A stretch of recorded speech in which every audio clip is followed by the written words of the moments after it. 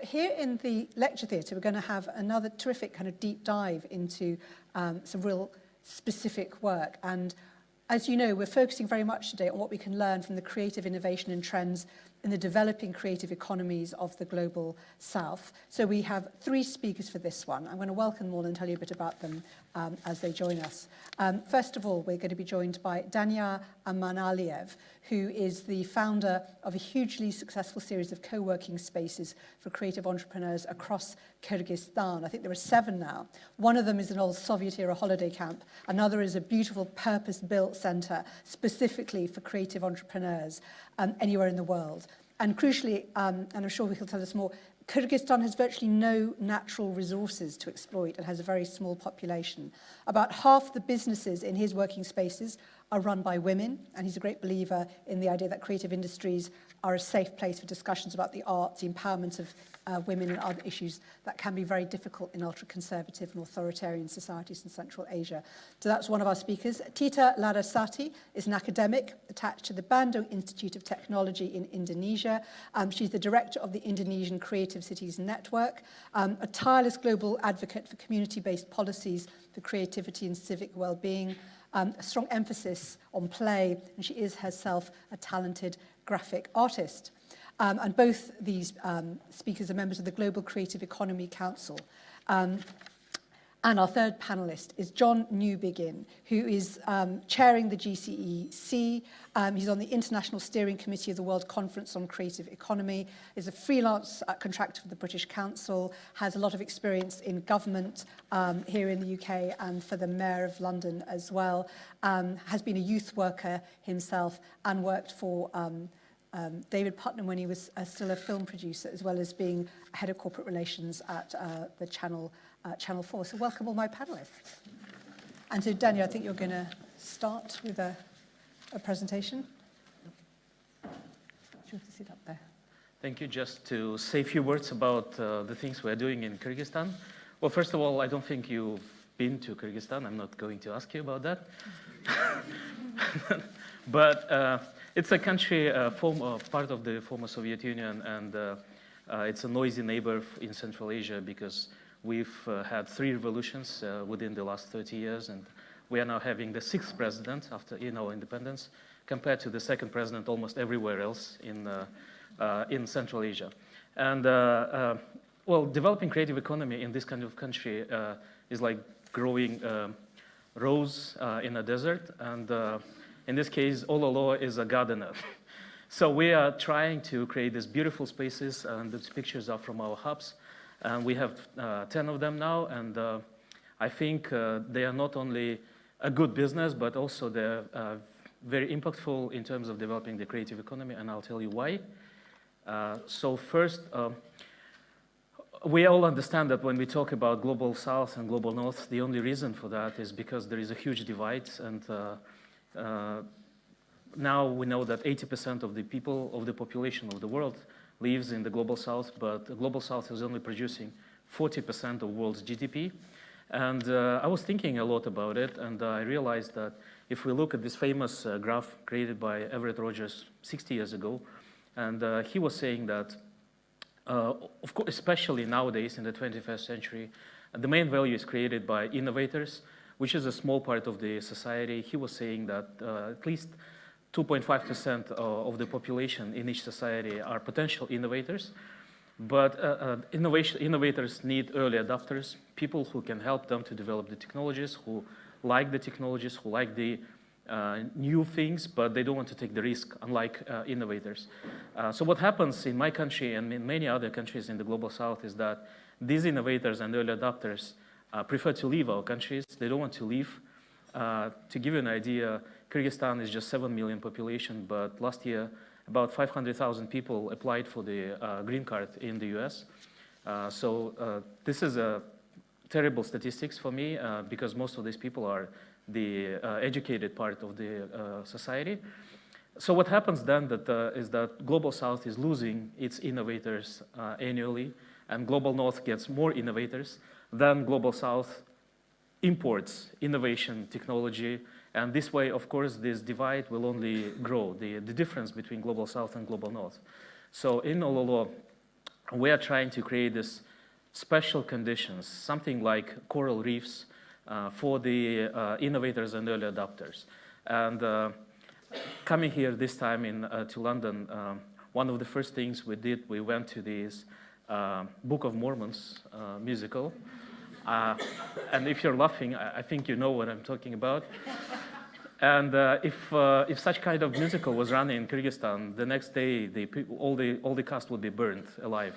I think for what was for all the F words, for mocking the religion and the crown and the supremacism and all that.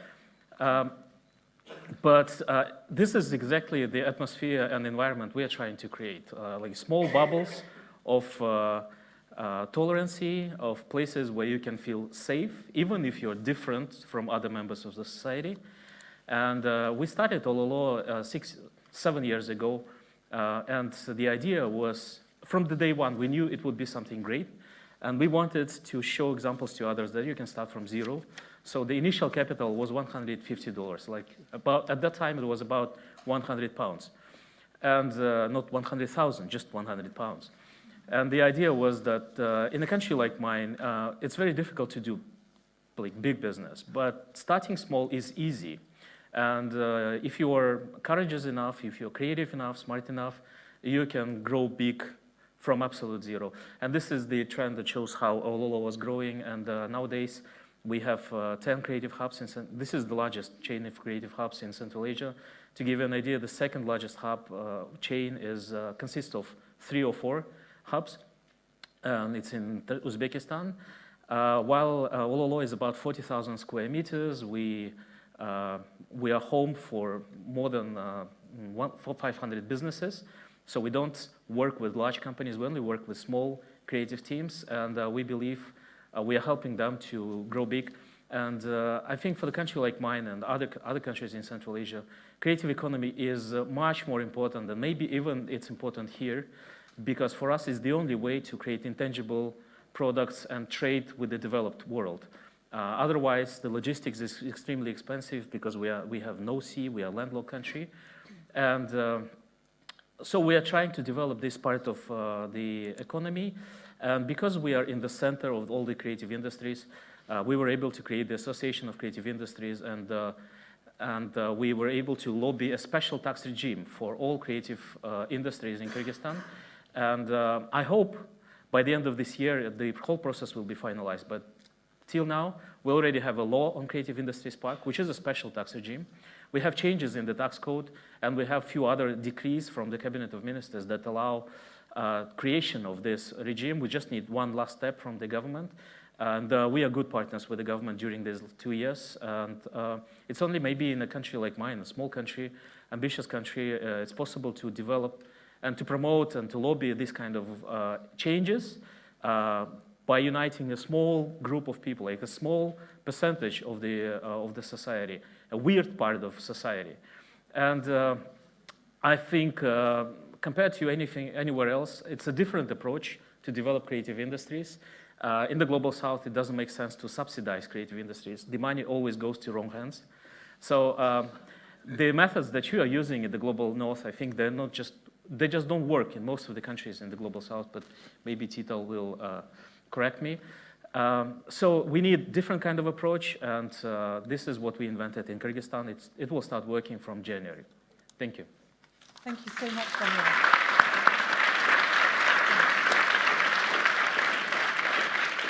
Thank you. And so, Tita, over to you. All right. Oh, okay. Thank you. So some time ago, the whole world was forced to come to a pause. Nobody knew what to do because that's an unprecedented era. But then there's a green light finally, and then everybody asked, how do we proceed? How can we go? Or do we want to go back to where we were, or do we make it better so we don't go back to the previous state? So for the case of Indonesia, this is to put in context with these numbers. Of course, it's a land full of diversity in religion, background, ethics, and so on. But then those richness, those diversity means we also have a lot of challenges. So Indonesia's main challenges is always the logistics, distribution, especially equal distribution of basic services like health, education, and so on. In the wild, we are also full of young population, almost 70% are below 40, so productive age. More than 70% held this 21st century technology in their hand with the internet, mobile phones, communication, and so on. And most of them used it for social media. So we imagine while having no equal access of education, we have this technology that makes us prone to a hoax, fake news, and so on. So what is the challenges? And at the same time, most of young people, they realize that we can no longer just rely on extracting economy or economic activity that has to do with digging minerals, cutting trees, and so on. So we slowly move to the economy that make use of human creativity, intelligence, and so on. And in so doing, we make this kind of communities that rely on those kind of potentials, and we form networks and we do activities which are mostly actually solutions to our local situation. And in that doing so, if we do it repeatedly and also consistently, it becomes slowly a social innovation. So that's how Indonesia Creative Cities Network is formed, because we realize that we cannot work just one city or two cities or another, but we try to connect with the same initiatives all over Indonesia. And we formed ourselves in 2015, starting in Bandung. And this year we have more than 240 cities joining us. Why? Because we are not the government, we are not say legal companies and so on. We are communities that can also have our voice, because we know that government changes every 5 years. We are not. We keep being there as business, as artists, and so on. So we try to influence the government, at least the local government, convince them that creative economy is the way onwards. So if we look into the global south, well, this is particularly in Indonesia, but I'm sure that ASEAN countries share the same characteristic, that we have high diversity of natural and cultural resources that we haven't exposed yet fully, explored, and then we are youth dominated. We still use appropriate technology. Of course, people already say that we are in the revolution 4.0, but the 1, 2, 3.0, they still exist, and we have to know how to treat with them. Every time we have a job or we create a job, it should be labor intensive. And we also have micro and small enterprises as opposed to big enterprises, because usually businesses in Indonesia, they have, if we do a project or products, then it's usually depending on the principal countries who has the brand. So we tend to work in small operations. And we put their scale and balance, because we have to know, do we have to scale this up, or at what extent and at what cost? Because not all natural resources can be processed effectively. Like Daniar said, we should import innovations usually. And they are not necessarily shared easily, so there's a price to pay. So that's why we have to put it in scale. And this is just an example of how Indonesian youth, especially working together with universities, research centers, communities, we do this upcycling trend, responsible fashion, and so on. And the most important thing is there is appreciation at high level. For example, on the, is this right? Right-hand side, you see there's a leather, but vegan leather made of mushroom instead of killing animals. So you have this leather. Now they're working with Hyundai, the car company, to make prototype of the upholstery of the seats of the car using this vegan leather. And the lower side, that's actually a new kind of mud made by cow dung and local muds. And it's a lamp, and there are also speakers and so on. And now they are already a collection of MoMA, Museum of Modern Art in New York. So the appreciation is there, but then it's how just we monetize and make use of it that become, that benefits, that is benefiting for local communities. And it helps that we have also encouragement from the government This is from the Ministry of Cooperatives and Small and Medium Enterprises. They have a lab at their basement for future mobility, future craft, future fashion, and future food.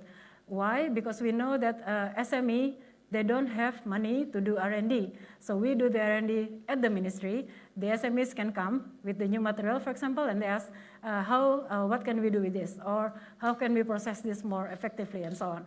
So the ministry does this R&D in their office and then distribute the result to the SMEs. And this really helps us a lot. And this is the last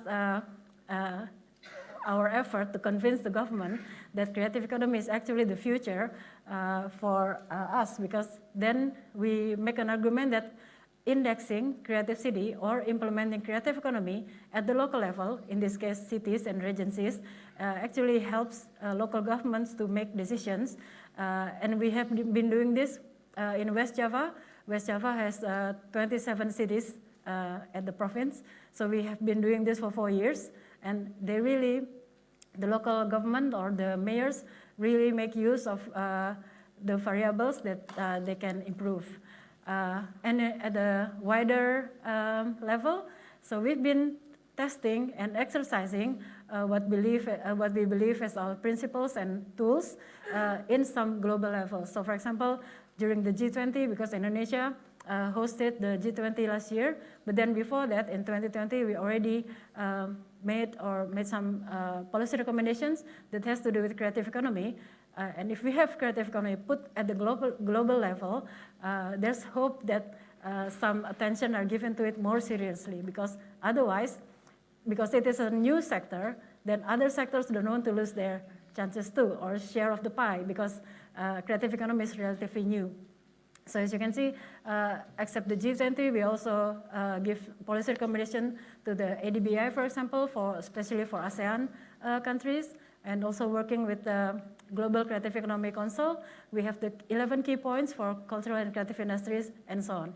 And the last one is the WCCE, World Conference on Creative Economy, that we held in Bali in 2022. We provide a roadmap of global economy that everyone can just refer to. And with this, I end my presentation. Thank you.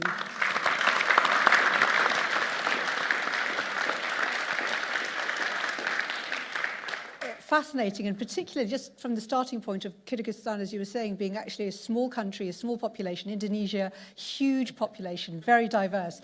And yet you both picked out was how you had positive partnership with government and this understanding now of the importance of the creative industries. And I wonder if you could both comment, and then John as well, on how you have and how people can change government perception of the value of investing in the creative economy. I wonder how hard it was. Do you want to go first, Daniar?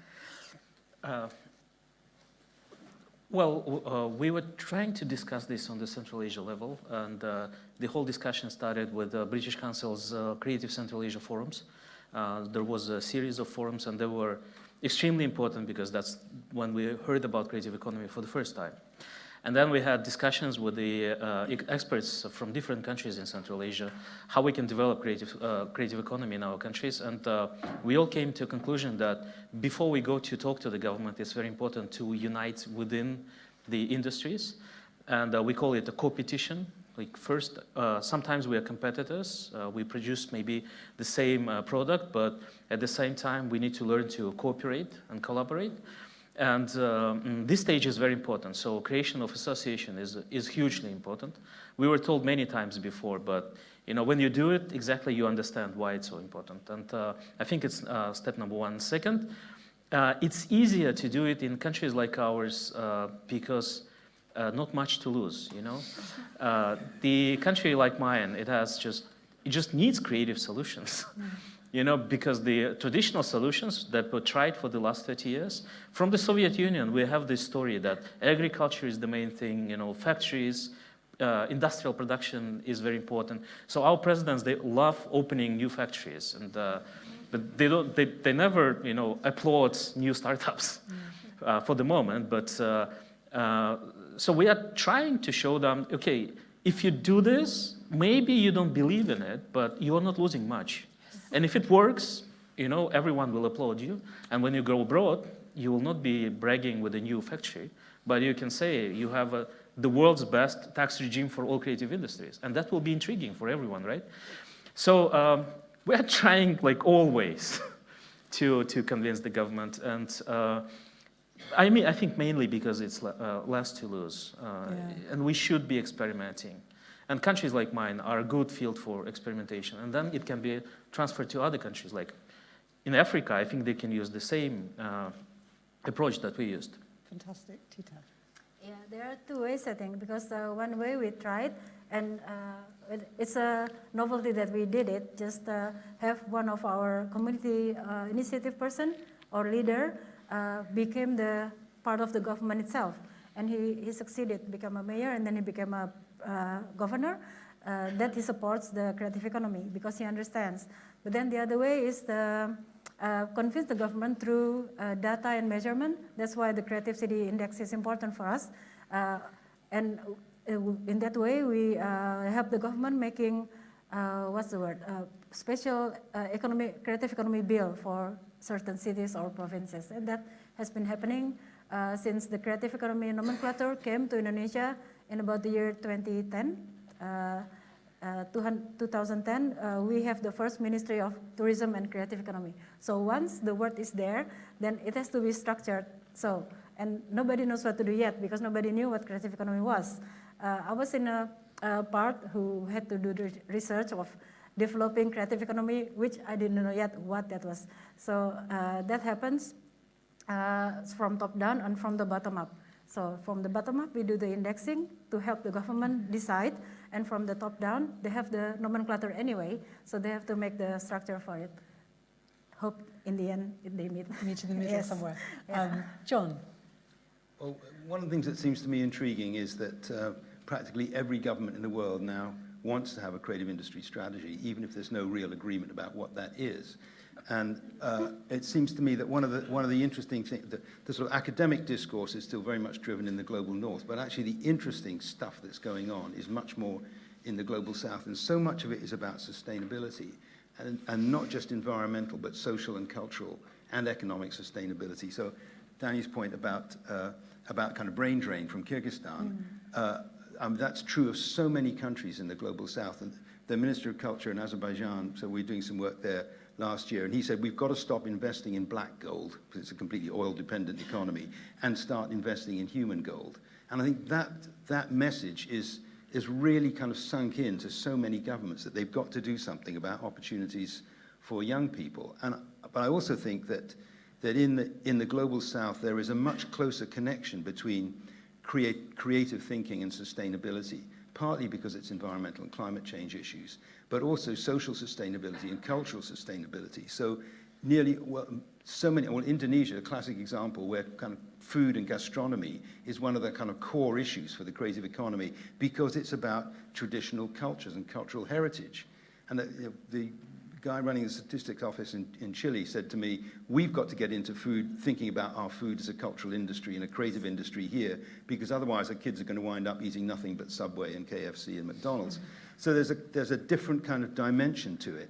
And I think one of the things that Tita's been pioneering in Indonesia is this idea of intermediary organizations, or aggregators as they call them in Indonesia, which can act as kind of interpreters between government and the creative sector, given that it's always going to be difficult for governments to engage in the creative industries because all politicians like to open factories. And you were saying it's not just in Kyrgyzstan, it's the same here. They like cutting ribbons, and little kind of freelance entrepreneurs don't have factories. They're messy, and having these kind of intermediate organizations like Indonesian Creative Cities Network is acting as a very, very effective tool to improve the quality of communication between government and the sector. And I think there's some crucial lessons for us to learn out of that, I think.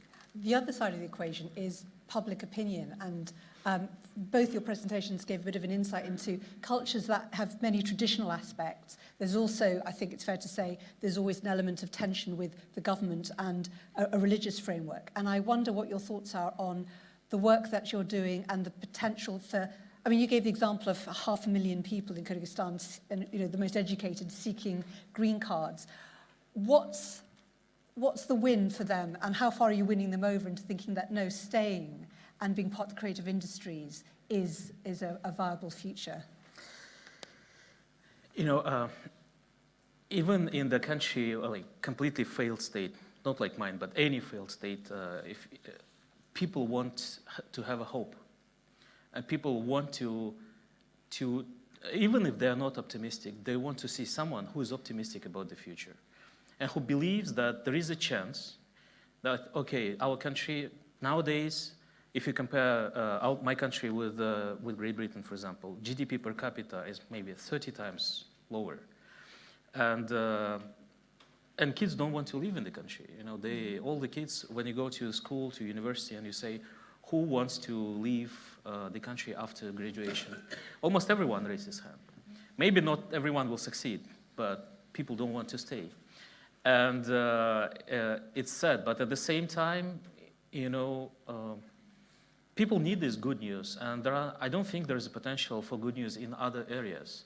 I don't believe that my country will ever become an agricultural empire, industrial, you know, revolution country for the world. No, but I think we have chances in other fields. For example, we have a YouTube channel that has set a new YouTube record by reaching 30 billion views within their first 3 years. So it is the first YouTube channel ever. I mean, not only in their niche. And I think this YouTube channel, in a couple of years, they will be worth $1 billion. What sort of stuff is on this channel? It's a kids channel, yeah. Right. So they produce content for kids. D-Billions it's called, and it's extremely popular. Like Eurovision, they were dancing, you know, under their song and using their song. It's very popular in TikTok now. And so these guys, they're giving examples to others and the young people. We have very young population, just like Indonesia and just like all Central Asia. In my country, less than, about 57% of people are below 30. So, I mean, they're very, very young. And this young population is, first, very adaptive to new technologies. And second, they're very ambitious. They're not people who just, you know, who settle. We were talking to John yesterday and was telling him, I see that people in my country are hungry. Take ChatGPT, everyone is trying, you know, and everyone is trying to create a startup. Everyone wants to be an entrepreneur. And maybe we're not educated enough, but because we are courageous, you know, and we can try, fail, try again, fail. It's okay for us to fail, you know, because of the country we live in. And sometimes we are successful. And I think maybe, you know, countries like mine, other countries that have this young, hungry population, they have a new chance, especially with the development of AI now. Yeah. Tita, tell me about, from your point of view, what you see in Indonesia in terms of public opinion and their engagement with the creative industries. Yeah, maybe for the context of Indonesia, that's because we have a different set of law for culture and for creative economy. So people at the top, usually they pull each other, like this is my work, or this is my work, and so on. But at the bottom, everybody actually work on the same subject.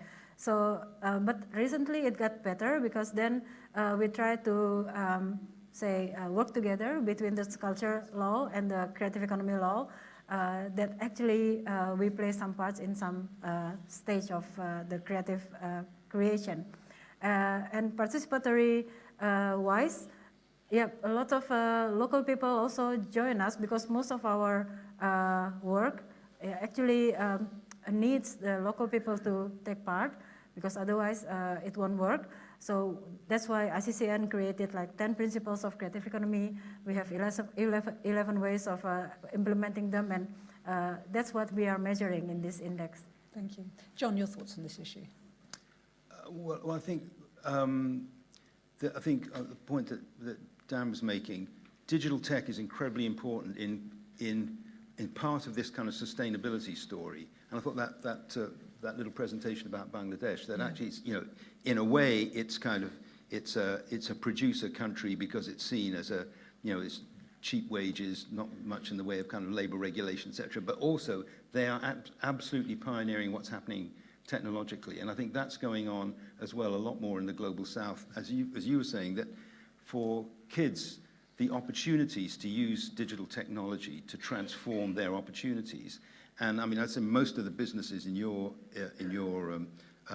working centres are nearly all digital tech businesses. It's a very, very strong emphasis. And the same, I mean, I think it's true to say in Indonesia during lockdown, one of the government's emphasis was how to help small businesses become more digitally savvy. And I remember, Tita, you telling me a story about the food vendors in Bandung who were all put out of business during the lockdown. One of the initiatives that Indonesian Creative Cities Network came up with was having a kind of game, a sort of treasure hunt game that connected them digitally with their customers, so that not only is it enabling them to survive during the course of the lockdown, but they're actually becoming integrated into a digital economy. And the same kind of thing's going on in India, absolutely hand over fist. Traditional businesses are adopting new digital methods. I mean, a group of women bag makers in Rajasthan, mostly kind of illiterate villagers, selling embroidered bags. What happened during lockdown?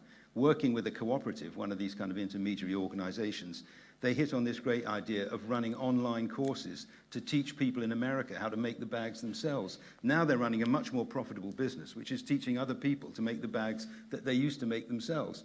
And it's that kind of crossover between very, very traditional work processes and work materials and thinking digitally about the future and how to make things both virtual and real, I think is something which is driving with a lot of energy a lot of what's going on in the global south economies. Well, let's pick up on that. That's a great example, and it's one thing we've already heard a lot today, which is this, whether it's a tension or a possible opportunity between preserving and using digital technology to enhance and celebrate traditional crafts and techniques, and then the idea of exporting that to the global north. And I wonder what both your thoughts are, maybe Tita first, about how you're seeing innovations used both to preserve and promote traditional crafts and skills in creative skills in Indonesia, and possibly the idea of teaching something to the north, exporting ideas. Yeah, maybe also I'm talking from the view from academia, because I'm also teaching in a university. We slowly, before creative economy term was used, what we do is, as designers, artists, we usually go to remote areas and to improve what's happening there, and then try to connect them to market that are relevant to the design and products and so on. But then when the creative economy term is there, our activities such is being again measured, and then see how the impact is. And several ministries are already having their hands on such things. So that already is improved. And then we also develop it by I note that the previous speaker talked about start appreciating how we can archive, or seeing that archiving is important, and that's our weakness is actually in archive and data. So we start also doing that for different, for example, different kind of weaving or different kind of bamboo technique and so on. So we start having this museum of objects where we collect different traditional things from Indonesia, and then trying, the most important thing is not only storing it, but also trying to engage those kind of arts, traditional arts, to modern people, youth in urban areas and so on, so the appreciation can get solid and so on. So that's some of our effort. Daniar. Well, in the post-Soviet countries, the common problem is that during the Soviet time, and that there was a colonization, of course, we lost a lot of our, big part of our DNA, and we were left with the part of our DNA that was not contradicting the Soviet, ideology, and therefore, when we talk about preservation, I think in our case, in cases of other post-Soviet countries, it's always stopping us from development. Rather than that, I think we need to try more with the creative industries, and I think it's only creative industries that can help us to discover back what do we have in our DNA. Like, for example, Kyrgyz people were nomads, and nomads were always very, very careful with the resources. Like, you eat a sheep and you use every bone at home. Like, you don't throw away any bone. When a nomad was moving from one place to another, there was no trash left. And I think this is our DNA, but we lost it because nowadays the country is, you see trash everywhere. People are not very careful with it. And I think for me, this is much reason, large part of the reason why I want to do a creative industry is because I think we will not be successful in things that are, not aligning with our DNA. Only the things, those people will be successful who are rediscovering that. And maybe through creative industries, through this, for me, it's a research. And returning to the roots, like real roots, the meaning of the things we are doing now. So this is very important, yeah.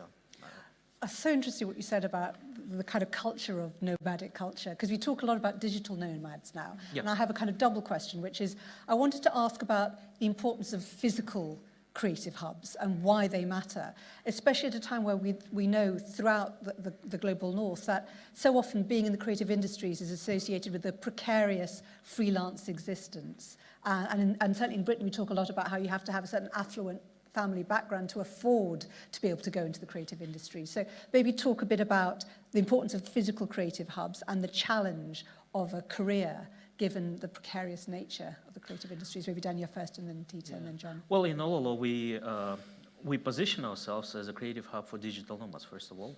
And the reason for that is we love digital nomads. We love the people who are bringing this new knowledge. I don't think through education we will improve very quickly, but if we have more digital nomads in the country, they will help us to, to maybe close the gaps in knowledge and technologies and know-hows.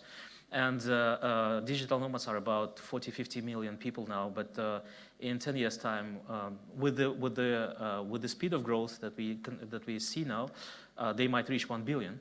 So it might become a huge new nation in the world by 2030, 35. And there will be a whole new economy, different, because digital nomads have different consumption. They don't want to live in hotels. They don't want to work in the business centers. They don't want to live junk food, and they're more interested to learn the local culture. And I think they will play a huge role in the development of the humanity within the next 10, 15 years. And as Ololo, we believe that this offline experience, it's becoming very rare. First of all, we spend a lot of time in our digital world, all of us. But because of that, the offline experience will become more precious. Like, if I'm spending my offline time with you, I want to spend time with a really interesting person in a really inspiring place. So the places, the communities that we'll be building, they will become even more important. The physical spaces, physical communities will become more important because this is the new luxury. Interesting. Tita. Yeah, Creative Hub, I think, is crucial because within the ecosystem of creative economy, this creative person cannot work alone. And Creative Hub is where they can find their peers, or if they want to, add their skills and so on. So yeah, we always encourage the Creative Hub. And I think the UN produced these reports on the global creative economy every so often, and one in 2013, written by a very brilliant Brazilian economist, emphasized the fact that she said all the initiatives that really work start from looking at not an area's problems, but its assets and capabilities, something kind of classic community development stuff. But I think one of the interesting things is, in the Indonesian Creative Cities Network, one of the principles is celebrating the past to build a better future. So this idea of kind of using the assets that Daniar was talking about, rather than saying, oh my God, we haven't got an economy, let's grab a bit of kind of digital technology and become creative. It's building on what's there because in the end of the day, these things all grow from cultural roots. And it's a way of economies celebrating, or societies celebrating culturally distinctive about them, Yes. but still being able to engage in the global world. That's what I love about this stuff from India, that it's connecting very, very traditional ways of working, traditional materials and so on, but presenting them to the world in a way that is very 21st century. And that's where, I think that's also where this kind of idea of intermediaries is hugely important. And the fact that the big Asian Development Bank, Inter-American Development Bank, both absolutely see creative economy now as a key to driving sustainable, inclusive, equitable global economic recovery. That's extraordinary. I mean, it's a much more profound part of their thinking than it is in many investment banks in the north. Perhaps all of you could offer your thoughts on what a country like Britain, countries in the global north, can learn from the examples of what you've been talking about, what's going on in the global south in terms of creative industries. John first, and then Tita. Well, I was going to say, you think you've had problems with 6 presidents in... there's a few things that you could learn from us. Have a kind of faster turnover of prime ministers. But I think that it's this. The thing that I mean, maybe, you know, I'm kind of naive optimist and easily impressed, but the thing that I find so interesting about so many of these countries is this idea that sustainability is at the core of it. And of course, climate change is absolutely the front end. I've been doing some work in Iraq. I mean, Iraq is the country most at risk from climate change, according to the UN. It's absolutely appalling what's happening there. So they see creative thinking is crucial to sustainability in climate change terms, in environmental terms, but also it's economically, socially, culturally crucial in creating a sustainable future. And I think we haven't yet got that kind of inclusive, holistic view of what a creative economy, as opposed to a nice little list of creative industries, can do. It's a different concept. And I was like talking to somebody who was running one of the development agencies in the West Midlands, now abolished. I said, we were talking about definitions of the creative economy, and she said, oh, it's no definition, it's a state of mind. And I think one of the things that we still have to learn from a lot of what's going on in the global south is this kind of state of mind, which is about optimism and being prepared to take risks and really kind of embrace the future in a much more courageous and adventurous way. Thank you. Tita. I think there are lots of exchanges already from knowledge, and what we learn a lot from through British Council during our interactive is interaction is how we learn to be more organized, because we tend to be really organically moving and not really going through step by step, and that's what we learn from having this program since about 2006, 2007, I think, when British Council first introduced the term of creative city, creative industries, and so on. So then we also searched the meaning of, well, there is a kind of definition already, but then we try to seek what the definition means for us in our context with these kind of countries, because obviously we're very different, and that's how we try to find ourselves through these kind of programs. Daniar. You know, Central Asia now, because of the war between Russia and Ukraine, Central Asia is becoming more important maybe and more noticed, and there was recently a report of the Parliamentarian Committee on Central Asia, the Parliamentarian Committee in Great Britain. And I read that report, and I don't like it at all, because it's all about Central Asia is good and this and that, and we can use it this way and that way, and we should do this and that to use more opportunities. And I was feeling like we are trying to, someone is trying to use us. Yeah. And the way you ask this question, I like it much more, because I think some new things are happening, and creativity is when you're curious, right? John was telling me that, always teaching me curiosity, first of all. And curiosity means being open-minded and learning from others too. And things that I learned, for example, in Indonesia, and it helped me a lot to develop this agenda in Kyrgyzstan, is when President Joko Widodo was saying that it's not about developing certain industries, it's about developing the whole economy, and the whole economy must become creative. And that's what I'm trying to explain in my country also, that, okay, you want to develop factories and agriculture, you cannot develop them without creative specialists. You don't want to develop creative industries, but you know, if you want to sell a pack of, I don't know, of flour, or you want to sell a chair, you need creative specialists to sell it at a higher price to make more profit. And the economy is so low marginal at the moment because we lack creativity in all sectors.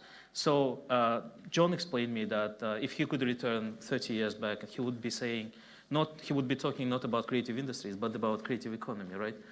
And that's something something we are using, and we're trying to avoid this talking about creativity only in certain industries. Yes. We talk more about the creative economy as a whole.